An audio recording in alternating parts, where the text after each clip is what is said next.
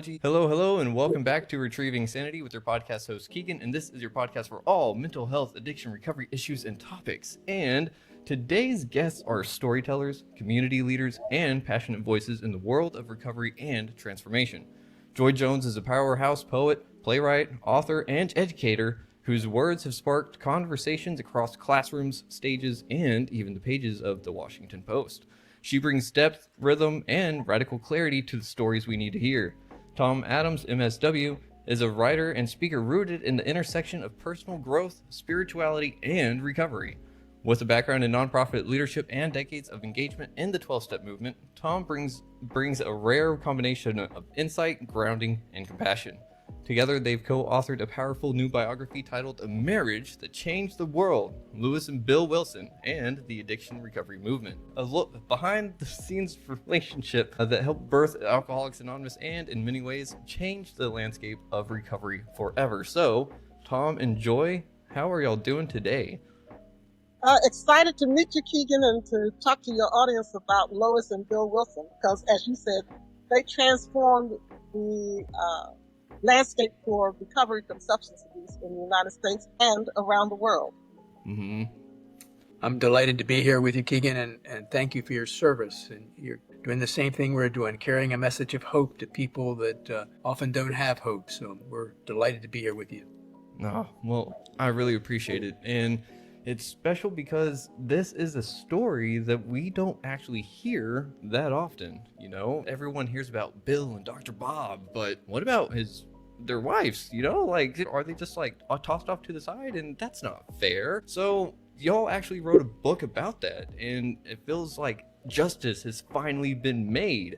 So why don't y'all tell me a little bit about the book, how y'all came to write it, and just what is it about? Well, this is Tom's brainchild. Both of us are writers, and one day he told me he was thinking about writing a biography about Bill Wilson and Lois Wilson, his wife, because he thought the marriage was central and important to getting AA and then Al-Anon and then all the multiple 12-step programs that have evolved from that.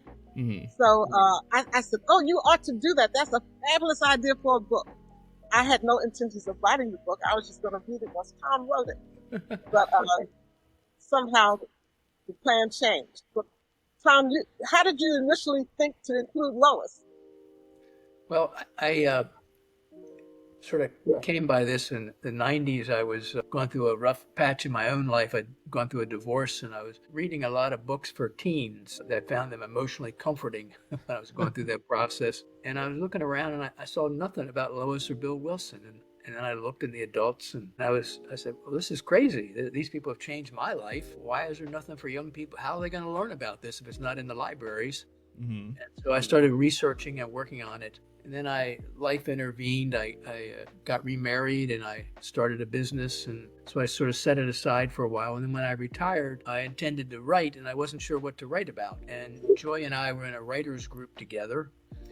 And she had a market study of one. She talked to a friend of hers who told her this was a great idea. And based on that extensive market study, we launched off on this. So I have to tell you how that happened. I was at a 12-step meeting, and I was making a point about something else. Mm-hmm. And as an aside, I mentioned that I had read about this book that was about the marriage of Bill and Lois Wilson and how that was so important to the whole substance abuse movement. And I hadn't really read a book. Tom had showed me some of the pages of his early start on the topic. And before the meeting was even over, a woman in the meeting passed me a note saying, I want to read that book. And that let me know that we were onto something, or that Tom was onto something really special for her to not even wait till the meeting was over to approach me. But she wrote me a note and passed it to me while I'm still talking, saying, give me the name of that book. I want to read it. So working on this book, it was a little bit like a mystery, except we weren't writing the mystery. The mystery was unfolding before us. Ooh. You know, I was curious about Lois and Bill and their relationships. And there's this one picture that I used to hold in my mind of the two of them on the porch standing outside, and they looked angry or frustrated with one another. And I thought, wow, I wonder if that was what the marriage was like all the time, that they were angry and frustrated all the time. Yeah. And as I dove into it and read letters that they both wrote to each other, these passionate love letters, and as I looked at how they traveled together throughout their life, they were married for 50 some years. Whoa. You don't tolerate people for 50 some years, typically. You know, that, and just felt like Lois was so misunderstood and misrepresented. Joy and I share a friend who was a passionate member of Al-Anon, and it saved her life. But she had a hard time with Lois. She just couldn't understand why Lois stayed in the marriage.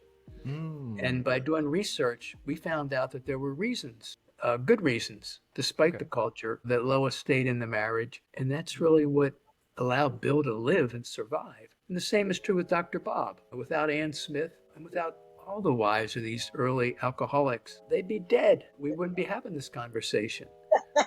And so, you know, when people ask me, what's the book about? I said, well, read the title. It's a marriage that changed the world. Now, Tom has a little rosier view about Lois and Bill Wilson's marriage than I do. Certainly, it was a profound parent. And I think some of the reasons Lois stayed were love, and some of them were less healthy reasons. I think she was codependent. There's a quote in the book that we got from her biography, Love is Not Enough, where she says, my life started the day I met Bill. Then he got sober and I got well. So, you know, she made Bill the centerpiece of her whole existence, both when he was drinking and when he was sober. He was just the sun and moon and the stars to her. So we have that. And then for a woman of her generation, there weren't a lot of options if you left your husband. Divorce was considered shameful. Women didn't have access to well-paying jobs to support themselves. Lois probably reasoned if Bill would just get his act together and go back to working as an analyst on Wall Street, I would probably have a better standard of living than what I currently have as the breadwinner working at Macy's. So those things probably made her stick around. And then, of course, she really, truly, genuinely loved him. Yeah, that is crazy that they were married for so long, and he is one of the founders of AA. And it really does kind of, there's that chapter in AA, a chapter to wives, and that one just is like, it just touches on it. And even then, I think that they had to revamp it for the new edition of AA, didn't they? But I have to say that myself personally, in the marriage I'm in, if it wasn't for my supportive wife, I don't know where I would be. So Tom, I think you really nailed it that they wouldn't be around. And Joy, I think that you really nailed it that there was a mix of things going on, not just support all together, right? Yes, and the wives were not just the little lady behind the great man. They were helpful in practical ways for some of the things that are part of the 12-step tradition even now. Really? Anne in particular, it was her spiritual practices that influenced Dr. Bob. She literally trained Dr. Bob, Bill, and Lois on how to have a devotional period every morning, to sit and have a quiet time to cultivate that conscious contact with God so that they would have their marching orders for the day. Tom, maybe you can help me out. There was something she used to say to people that I think we still say in meetings, escaping me at the moment. But at any rate. Yeah, so Bill Wilson and Dr. Bob were both from Vermont, and they both grew up in families where religion was shoved down their throat, and they both resolved that they hoped to have nothing to do with religion for the rest of their lives. And so they came to this spirituality very reluctantly. And they were out of options, you know. When you're out of options, then maybe there is a God. So Ann Smith had been growing up in a family of faith. Her parents were railroad people. She got a scholarship to Wellesley University, well-established university. Lois Wilson also went to college. So for women who were born in the 1800s, who were both educated and who were able to really influenced their husbands. I mean, as I say, Bill and Bob didn't really, I mean, they were coming to this reluctantly, but when Bill had his spiritual awakening, he became open. When he had his white light experience in Towns Hospital. And Dr. Bob knew he was out of aces. He, you know, his card playing days were over. And so they both were teachable. And Ann Smith, she would quote from the Bible, from Epistle of St. James. And she would say over and over again, faith without works is dead. And that's really what they embraced. The faith, that they needed faith and they needed service. And that became Dr. Bob's mantra, love and service. And that became the life that Bill and Lois and Bob and Ann and all the people that came after them followed. That's what the 12th step is about. You know, we have a spiritual awakening so that we can pass it on. And if we don't pass it on, we forget what we have and we go back to thinking we're in charge, and then we're drunk again. Yeah, you sure got that last part right. And I'm so glad I haven't had to experience it, and I don't ever plan on it. But that's the thing, is that steps 10, 11, and 12 are like the maintenance steps. They are the continuing on. So it's really interesting that Ann Smith was the one to help set the pace for 10, 11, and 12. Yeah. Huh. I had no idea. I'm going to go back to Lois just for a minute and Okay. what helped her to stay. Yeah. So she grew up, her parents had an unusually close relationship for the time. They were emotionally, what would you call it? Affectionate, deeply affectionate. Affectionate with one another. Oh, And so okay. she grew up where she knew there was love in the room, and she experienced that. And then her grandfather was a minister in this part of the Christian church called Swedenborgian. And she read and embraced the Swedenborgian. And if you read their literature, which we have in the book, you see that they had a deep commitment to marriage and to community service. And it was also, she had this sense that it's a little bit like the alcoholic thinks he's invincible. Well, the wife of an alcoholic thinks they're going to change the person. There's no alcoholic too great for a spouse to not be able to fix. And Lois was clearly from that school. And she believed she could straighten Bill out. So what you just said right there does kind of like really resonate with the whole codependency aspect, because she really wanted to fix him. Whenever I have to think about my steps, how people present themselves, how they act, and all that stuff is outside of my power, so I have to let it go. But she didn't let it go. Yeah. Well, she did. You know, the one of the things that's interesting about Lois, we make a big deal as we should in the AA Big Book about Bill's spiritual awakening. Mm-hmm. You know, that white light experience in Towns Hospital that allowed him to have the faith to write the steps and the traditions when he was going through deep depression. I mean, the things that Bill accomplished, suffering from a major mental health disorder of depression, was incredible. But if you look at Lois, her spiritual awakening occurred in a very simple moment when Bill said to her, Lois, hurry up, we got to get to the Oxford meeting. And she picked up a shoe and threw it at him, and then said to him, damn your old meetings. And nobody talks about that in AA too much, but that's the beginning of Lois's spiritual awakening. And I'd like to read to you what she said after she had that. Yeah. She couldn't understand why she was so angry. Bill was sober. Why am I upset so much? And she says, my outburst caused me to reflect. I might have had an excuse for losing my temper during his drinking years, but why now? When everything was fine, had I reacted so violently to his very natural remark? A friend at the Oxford meeting helped me to realize that although I had been in the group for nearly 2 years trying to help others, I had never put my reliance wholly on God, but had been trying to do it all by myself. That day, I began looking at myself analytically for the first time. Ooh. Later on, she says that she began to do an inventory every day.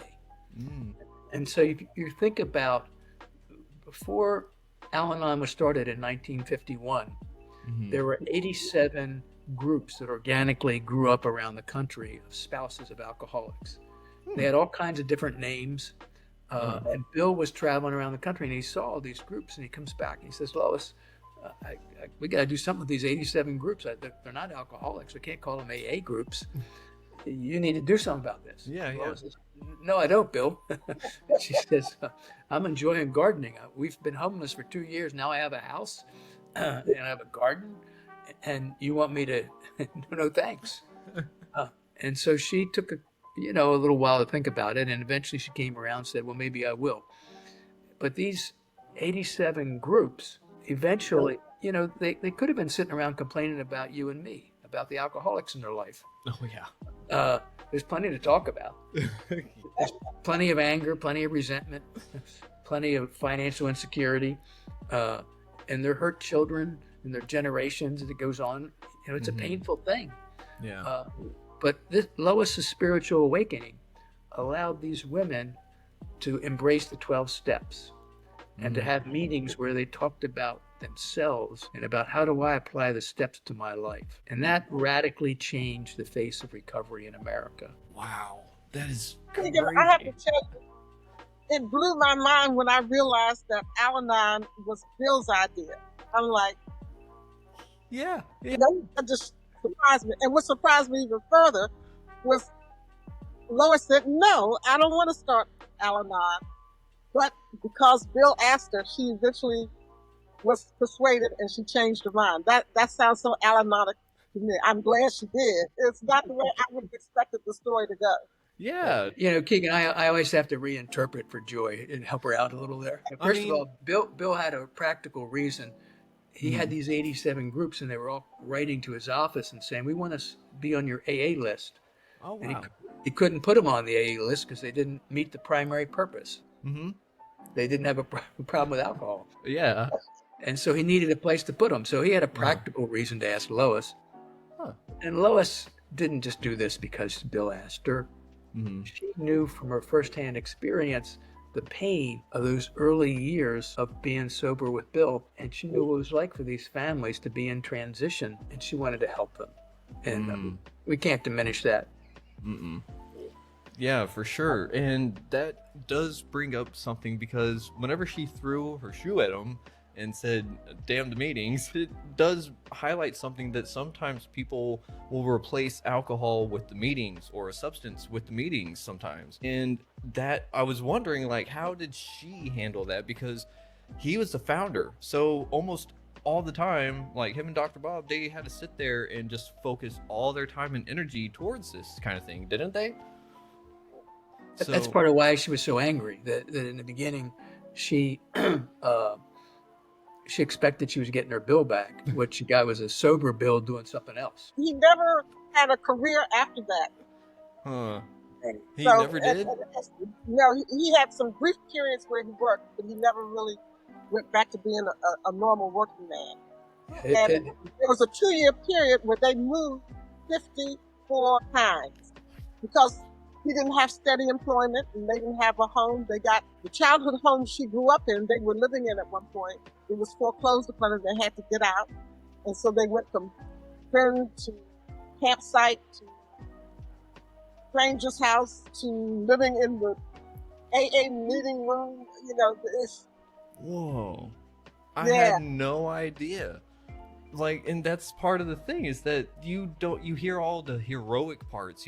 We hear the accomplishments. We don't hear the actual struggle that went into this. And I think that that's where a lot of people in early recovery fall short. They think that it shouldn't be this difficult early on, right? Because if it was, no one would have got through it. So, it's really astounding that Lois was able to do so much and yet still be behind the curtains the whole time. Do you think that she did that on purpose, or do you think that it just kind of happened that way?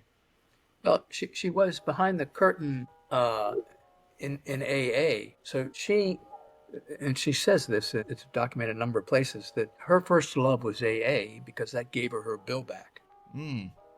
But beginning in 1951, she was very intimately involved in every step of the growth of Al-Anon. If you were a 12-step nerd, you might be interested in the 12 concepts. Oh, I've heard of the 12 concepts. Yes, we got steps, traditions, and concepts. Uh-huh. Bill was a little anal and wanted to make sure that people understood exactly what he meant. And so he wrote these very elaborate 12 concepts about how the organization should work. And Bill's an engineer, and they're kind of in this very. Lois took those things and put them into English and made them very understandable. And if you read the Al-Anon 12 concepts, you know what they mean, and you understand them, and you can practice them. Lois, if you think about the idea of a family disease, where did that come from? Well, Lois and these 87 groups, they found a writing from Kentucky that they used initially to help them understand the family disease. And the idea of detaching with love, where did that come from? And so Lois and all these early Al-Anon members developed this program together. And just as Bill was the architect of AA, Lois was the architect of Al-Anon, except she's not given credit for it because she had a different leadership style. She would, when they were getting ready to start Al-Anon, she and another woman, Ann Bingham, sent letters to the 87 groups and said, we're thinking about setting up a clearinghouse. Do you think that'd be a good idea? And we're debating what to call this thing. What ideas do you have? And she had this very engaging and democratic way of building consensus about things. And so if you've been to any Al-Anon meetings, the leadership culture is much different than it is in AA. Yeah. And so that didn't happen by accident. I mean, Lois is the architect of that, and it is not given credit. And so when people think about Lois and sort of, as you say, brush her off, first of all, she kept Bill alive. Second of all, she supported him in getting AA started. And third of all, she got Al-Anon going, which is the first replication of the 12-step groups. And if you think about the later replications, the Gambling Anonymous, Narcotics Anonymous, Overeaters Anonymous, Sex and Love Addicts Anonymous, all those are later replications. Lois did the first replication. And Lois was active in Alcoholics Anonymous. First, with the Oxford group, it wouldn't just be one person. Couples would go. Married couples would go to the meetings. And then as the Oxford group morphed into AA, in the beginning, couples would attend that. Only a little bit later was it restricted just to the alcoholic for the meeting. And even after Bill died, Lois was often invited to speak at AA conventions and meetings, et cetera, et cetera. Oh, wow. That must have been... She did double duty. Yeah, double duty for sure. And that is no small task for anyone. And I can only imagine the pressure that she felt. Does she go into like her journal or diary about the inner struggles that she was feeling the whole time? So she does somewhat, particularly in the drinking years. There are a couple places where you could see her hitting bottom. What's going to become of us? There's several very descriptive scenes, but by and large, she keeps her feelings to herself. That you may have heard there's some accusations that Bill was somewhat of a womanizer. And so you can look everywhere in the world you want to look, and you'll never find Lois saying a word about that. And she was silent on that topic. And if you look at the love letters they sent to each other at each anniversary, if you look at the time they spent, they traveled every winter, they went someplace warm.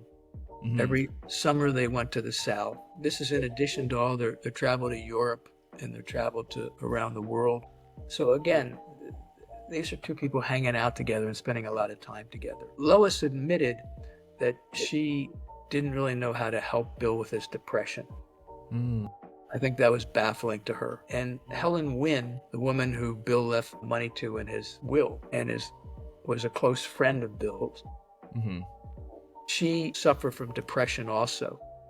And she and Bill worked together on a campaign to introduce niacin as something to help people with depression. And if you go to New York and go to the AA General Service and read Bill's letters, what you see in all of them is his desire to help people who have a problem, both an alcohol problem and a mental health problem. He was the first to say alcohol is but a symptom. In one of the letters I read, I almost laughed out loud. He was talking to this guy. He says, we're all a little nuts here. He says, we got some mental twists, as I've said in the book. He says, I imagine sooner or later there'll be a Neurotics Anonymous. And there was for a while, and they changed the name of it to Emotions Anonymous. So, Bill had an open mind. and a wide lens that he looked at the world from. Oh, wow. That is really, really cool. I've heard of Emotions Anonymous, and I've been a part of a meeting before, and I didn't really know where that one sprung up from. At first, I was like, Emotions Anonymous? I don't need help with that. And then by the end, I was like, oh, hey, yeah, never mind. That was good. But real quick, y'all mentioned how y'all were able to do research and everything like that through letters left behind and everything. So I know as a guy, I don't have the best foresight. So Joy, do you think that Lois is the one that had the foresight to hold on to all the letters or anything, or is there anything that actually mentions how everything got preserved for the story to actually unfold later on? Well, there are more letters saved by Lois than there are the same kind of memorabilia saved by Bill, and I think that might be just a girl thing. Bill was a prolific writer, so Nell Wing went to work with him as an administrative assistant secretary and became the first archivist for AA. And she was like an adopted daughter for them. I'm not sure if you know that Lois was unable to have children. They had 3 miscarriages in a 3-year period, and they tried to adopt. And Lois's best friend, whose husband gave Bill a job on Wall Street, was a reference. And her friend told the adoption agency that Bill and Lois were not fit parents because of Bill's drinking problem, and so they were never able to have children. And how do I get into this story? How did they decide to preserve everything for the story to actually unfold? Nell Wing. So Nell Wing was like an adopted daughter to them. That's right. Oh, okay. So they didn't have any children of their own. Nell Wing was like a daughter. And so Nell Wing saved all the material from the office, from the AA office. Lois saved all the personal things. And so the biggest sources for materials are the Stepping Stones, which is their home out in Katona, New York. And there you can read all the letters and all the journals and everything that Lois wrote, as well as Bill's letters. And then if you go to AA General Service Office in Manhattan, then there's all the official letters and stuff that Bill wrote in communication. Oh, wow. Hang on. There was a question right there. Oh boy, what was that question? It was right on the tip of my tongue. Oh. Well, Go ahead. in her later years, Lois was mindful of the fact that they had become symbols for the recovery movement.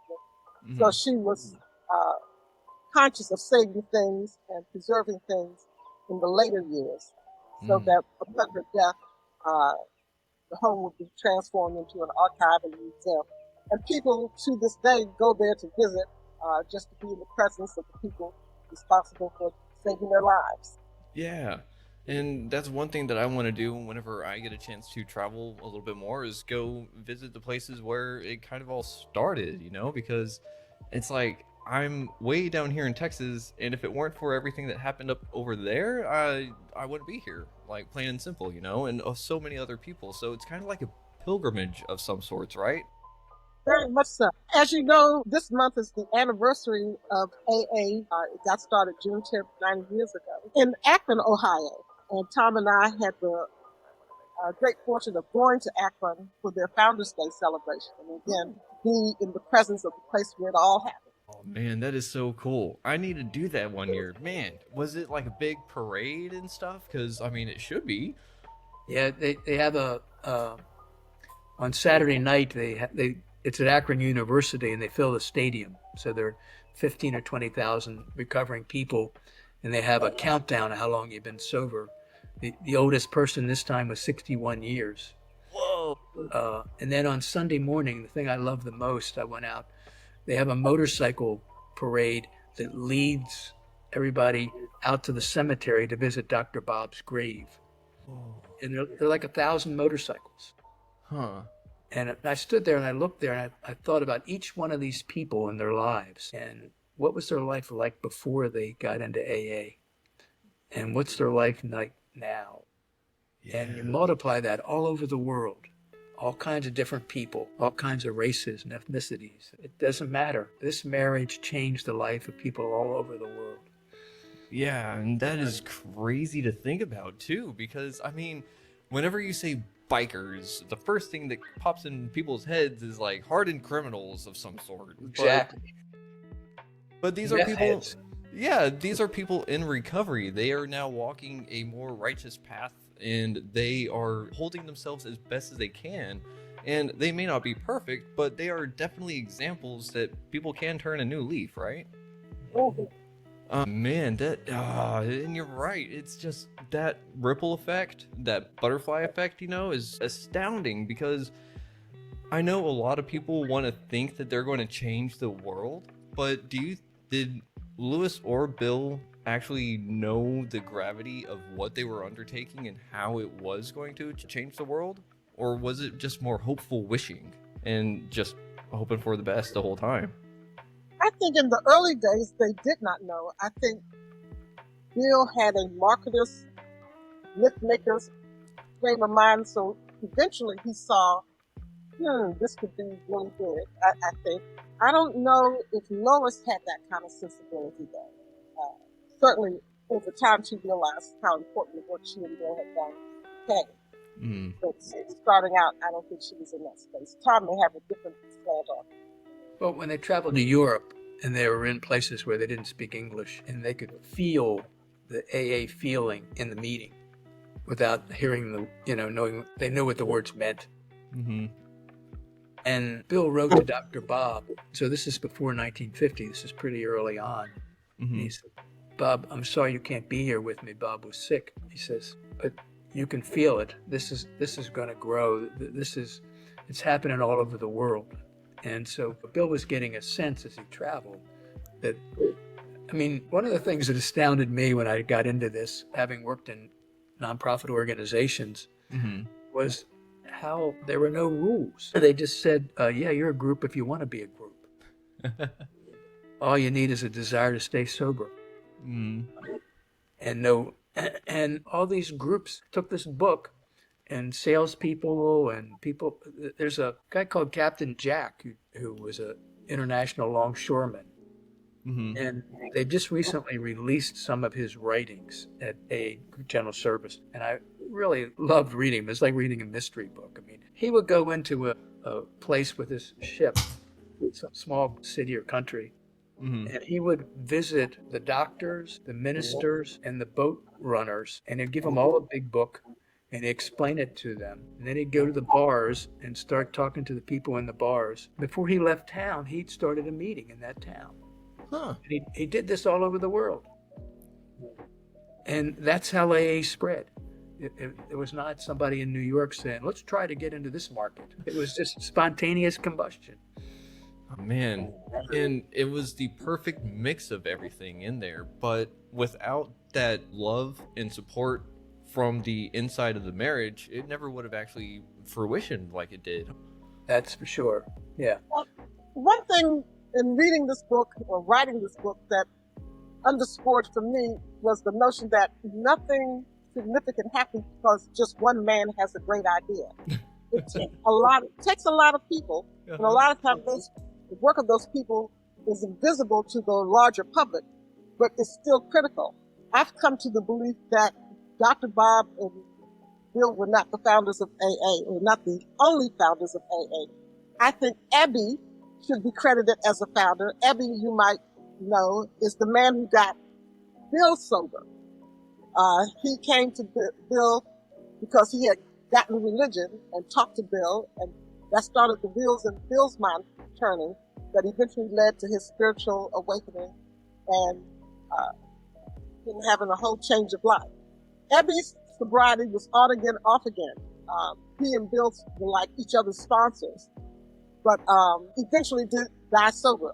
So I don't think he gets included because he didn't maintain sobriety. There was a man in Ohio named Clarence who instituted a lot of the practices that people do in meetings, but he was kind of braggadocious and rubbed people the wrong way. So I think that's why his name gets left out of the narrative. And of course, Lois and Dr. Bob's wife, Ann, did a lot to establish AA. But because they were just the little women, they don't get mentioned a lot either. So you need all of these people, plus many more. There was a nurse in Ohio named Sister Ignatia. She was a nun, and she did a lot of work, a lot of the practical work of tending sick people in the hospital, and not just the men who would come to the hospital because they were detoxing or had DTs, but she would also talk to their wives to sort of encourage them and minister to them. So if all of these people hadn't done what they've done, we wouldn't be here today. Yeah, for sure. After this conversation, I'm looking at recovery in a whole new way. I'm looking at AA in a whole new way. I'm looking at just everything in a whole new way after this. It's like I need to definitely make sure to give this one right here some credit for the help that she does with the podcast, because otherwise people are just going to be like, oh, it's all about Jim. And it's like, no, she's a big part of it too. Like, man, this is just really interesting stuff. What were the biggest questions that y'all still have about everything that y'all have uncovered? Because surely there's holes still missing in some parts of the story, right? Well, I, for one, would like to know what Lois really thought about some of the things that happened. In her diary, she doesn't talk, particularly once Bill got sober, she doesn't talk about it in great detail. For example, when they lost the house that she had grown up in, she just mentions in her diary, the bank foreclosed and they had to move out. That's about as detailed as she gets.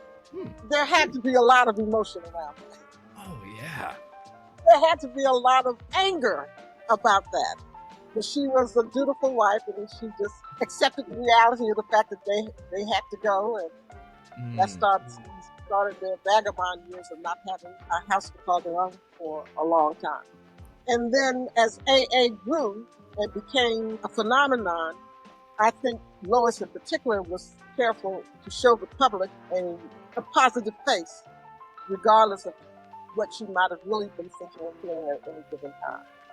So that's the question for me. What was she really thinking and feeling as all of this was transpiring? Yeah, for sure. Because, sorry, Tom? Well, related to that, one of the things I found really odd was when Ann Smith died, Lois didn't comment on it in her journal. Oh. She was kind of silent on it.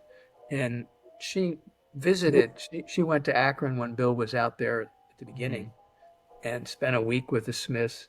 The Smiths came to New York and stayed with Bill and Lois, and they had back and forth in friendships. It's the nature of the relationship between Ann and Lois is not very clear, and it'd be wonderful to find out more. Dr. Bob and Ann were not as prolific as Bill and Lois, nor did anybody preserve too much. I mean, there is some things preserved at the library and a great archives in Dr. Bob's home. Another thing that I'm curious about, and the decision to keep AA and Narcotics Anonymous separate was an important early decision. That if you have a drug problem, you ought to go talk about it someplace else. And they wanted to make sure, and the decision that they didn't say, well, it's kind of like letting the group start. They trusted anybody with the 12 steps. If you say you want to use the steps, then go ahead and use them. And the singleness of purpose over time makes for very complex recovery. At the end of every meeting in most fellowships, there's this pledge. When anyone, anywhere reaches out for help, let the hand of AA or NA or whatever be there, and let it begin with me. And so what does that pledge mean in the world we live in today, where we understand better how trauma affects addictions and how a particular addiction is but a symptom? And so my question is, if Bill were alive today, or if there were more entrepreneurial leaders in AA, wouldn't there be more attempt to cross-fertilize the 12-step movement, to keep the singleness of purpose, but to make sure that there's collaboration across these many programs so that more people get recovery? Because to me, the tragic thing, there's a survey done for Al-Anon internationally. 15,000 people responded to it, and 69 out of every 100 had problems of alcohol in their family more than 2 generations. Oh, wow. And you think about that, and you think about the people in the meetings you go to and how many people talk about the challenge of their childhood.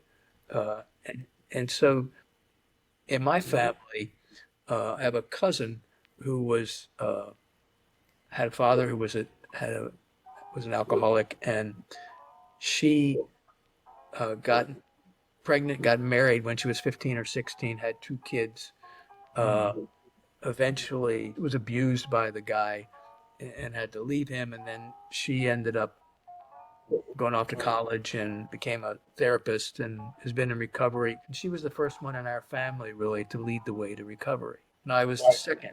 I went to a funeral recently, and there were 6 other cousins there who are all in recovery. And so either the disease is getting bigger or the recovery is getting bigger.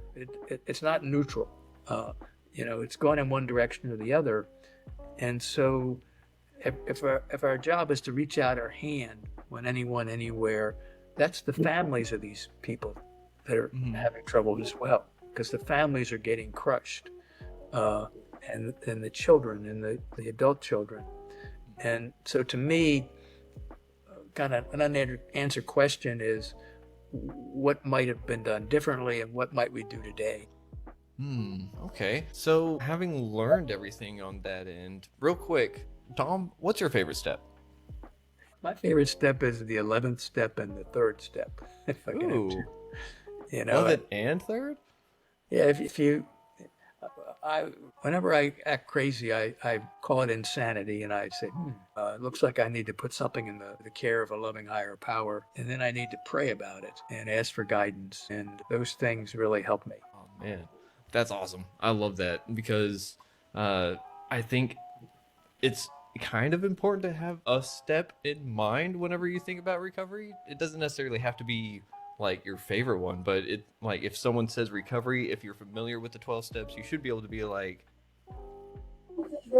yeah, that one. But at the same time, this whole world movement, like you said, either addiction and the disease is getting bigger or recovery is getting bigger. And I'm kind of like, I wonder if it is both, but it's one of the spiritual battles, right, that we hear so much about. And like, Lois, did she really dig too much? Y'all said that she had her own spiritual awakening. What exactly did she do with that, though, besides Al-Anon and just continuing to support Bill? Well, that's pretty major to me. Yeah, it is. Supporting Bill, but she had a Christian foundation, so she had a higher power. She believed in God. She knew about prayer and the power of prayer, love, and service. So she was coming from a slightly different direction. I would say she needed an overhaul, but it wasn't like she was starting from ground zero. In my own path, how I came to 12 steps, there was a very popular writer some years ago who was a psychiatrist named M. Scott Peck. And he wrote a bestseller called The Road Less Traveled. I loved the book, so I went to hear him speak when he was in. And at that time, I was very much into church. And he said, AA is more of what God had in mind for the church than what the church is. And I found that a provocative statement. How could a bunch of drunks know more about God than me?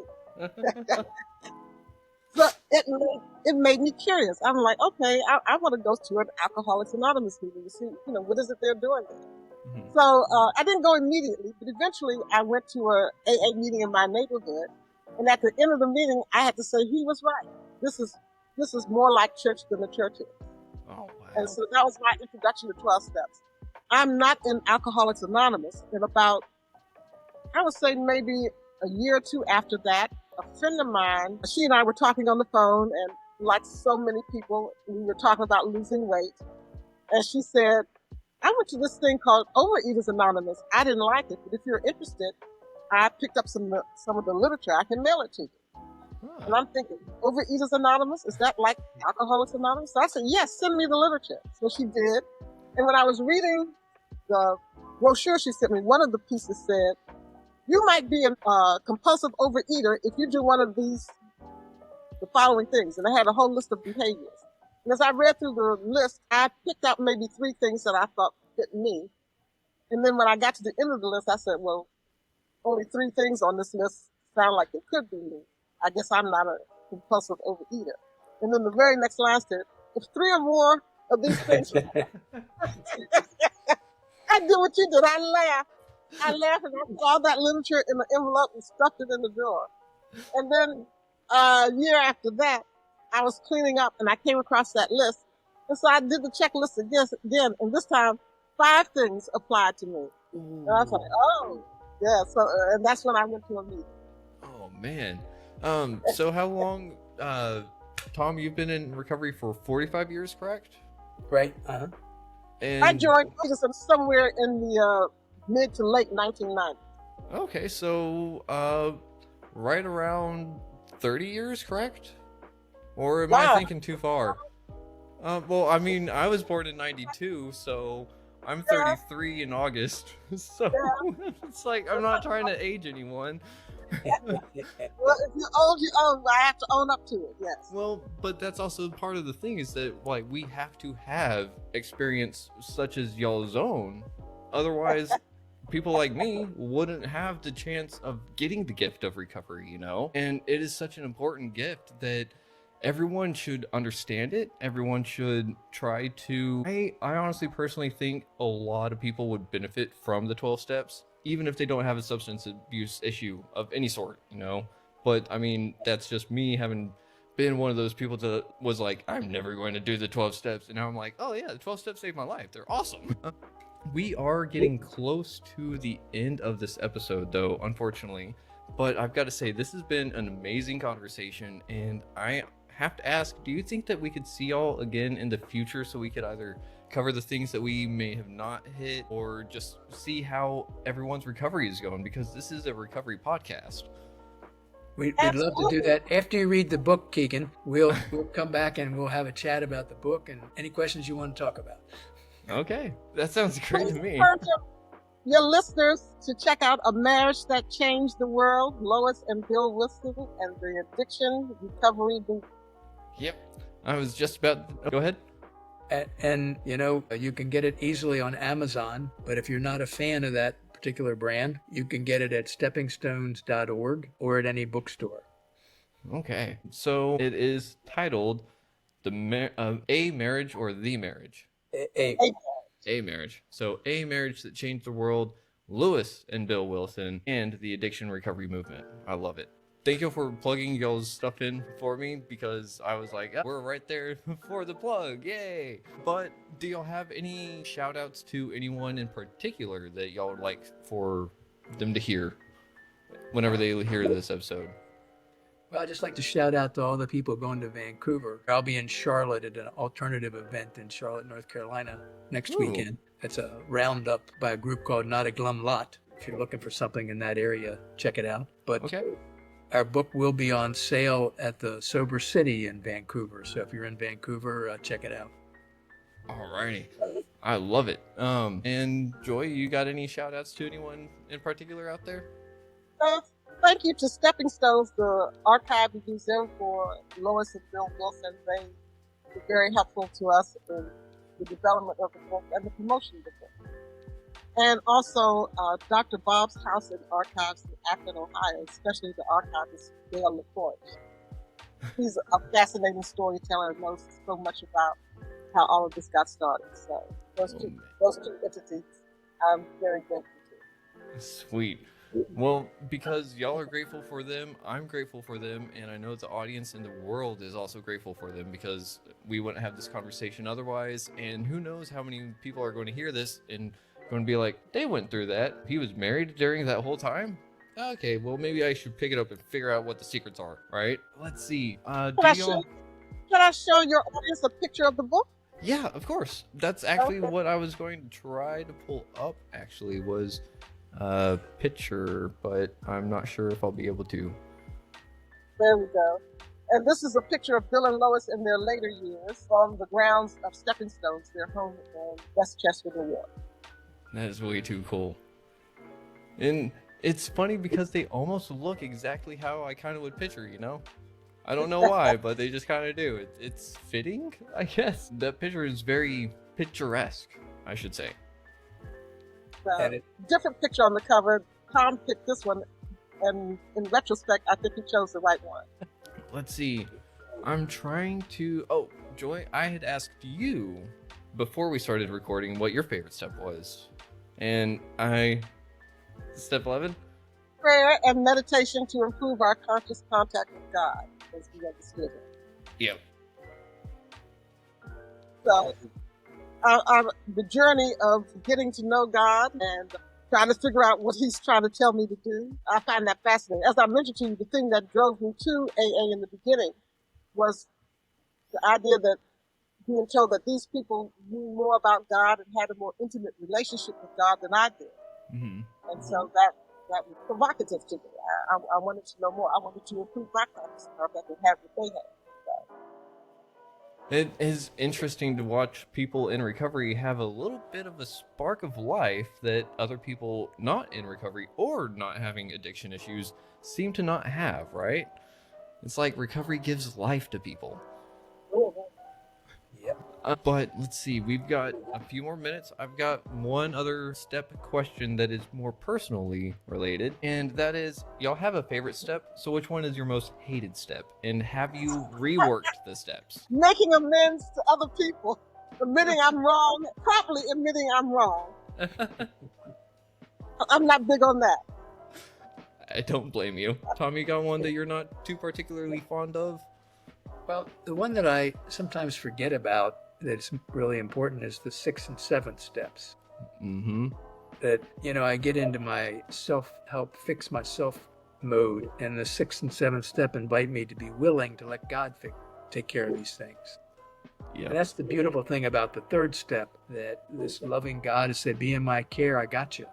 And so I don't have to make myself perfect. And I grew up with that illusion that my job was to make me perfect and you perfect. So I was going to tell you what was wrong with you and try to help you fix it. And then I was going to beat myself up and try to work on me. And it's a painful way to live. I'm glad I don't live like that anymore. Yep, I know the feel, because I've got perfection issues myself, and I don't know any person that deals with addiction that doesn't. It's kind of weird, right?